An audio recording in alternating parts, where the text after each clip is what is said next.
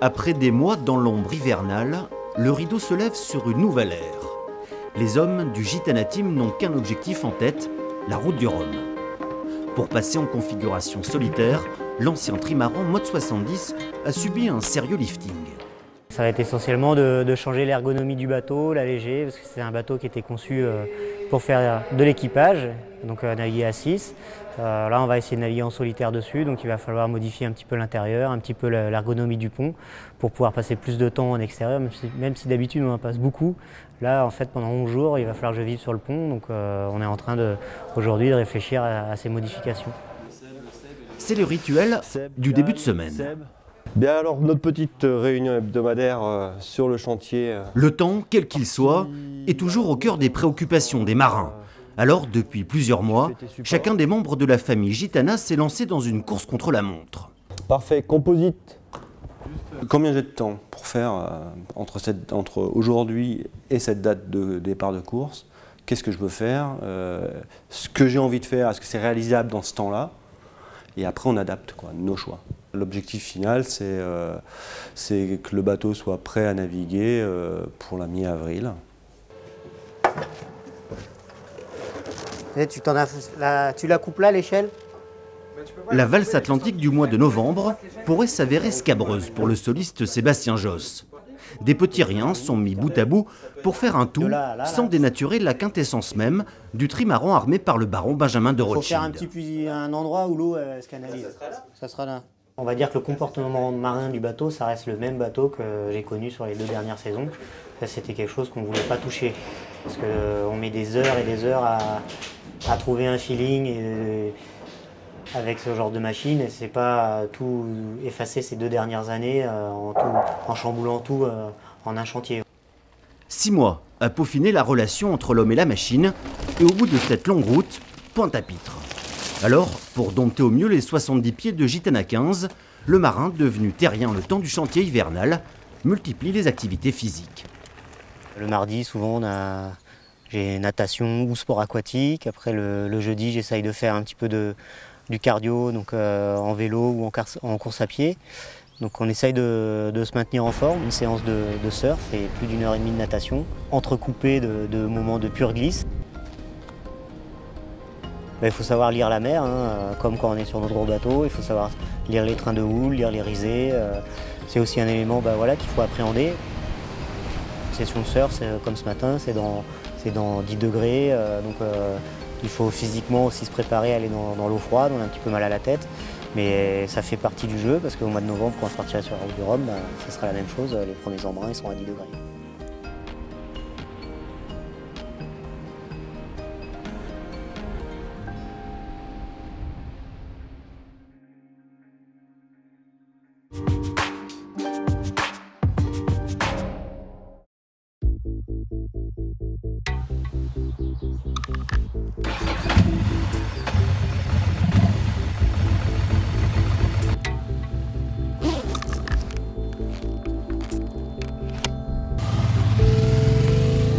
On le dit, spécialiste de vitesse, la patience est pourtant l'une de ses vertus.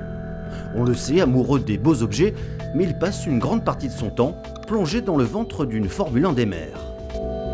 Depuis quelques années, Olivier Staub roule pour le Gitana Team. C'est le spécialiste du carbone. Moi, mon boulot, c'est la construction ou la réparation des pièces, des bateaux. Donc un bateau de course, effectivement, il est fait que en carbone, donc avec un petit peu de mousse pour faire les sandwichs, mais il n'y a que du carbone dedans. C'est pratiquement à 100% la fibre principale dans les bateaux. Installé en Bretagne depuis une vingtaine d'années, Olivier le Montagnard cultive les paradoxes. Ébéniste de son état, en passant du bois au carbone, il a conservé le goût du travail bien fait, il scrute, touche et assemble son puzzle. Le parallèle au bois, il est là, c'est qu'on enlève un morceau, on en remet un autre, on le recolle, on peut le redécouper, remettre, le rallonger. On fait un petit peu effectivement ce qu'on veut. Et le toucher quand même de toute façon est très important, quoi. On peut pas bosser sans les mains. Disons que c'est le prolongement des yeux.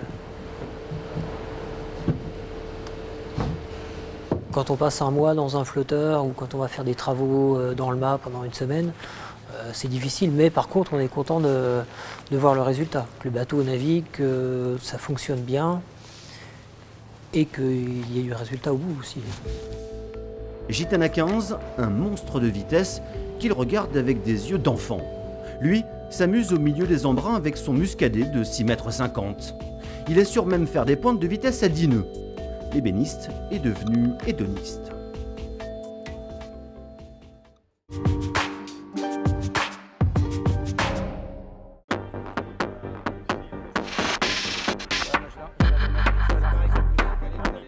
La pesée comme avant chaque combat de boxe.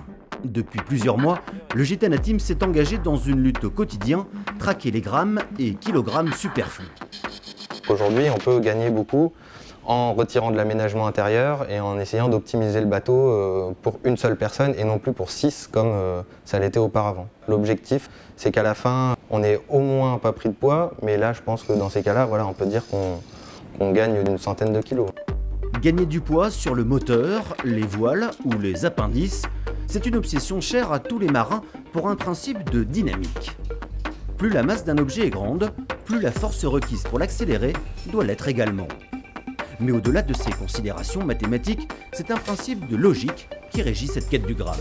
Le poids, ça influe directement sur la performance, pas que intrinsèque du bateau, mais aussi du skipper, parce que ça lui permet de rester frais pour pouvoir veiller, prendre les décisions s'il faut virer de bord, empanner, mettre une voile plus grosse, faire des trajectoires un peu plus tendues. Donc le poids, ça influence beaucoup sur la façon de naviguer. Et dans tous les cas, sur l'eau, c'est au skipper que revient l'obligation de trouver la combinaison idoine cap-vitesse pour gagner au vent, avec en tête la notion de performance chère au Gitana Team.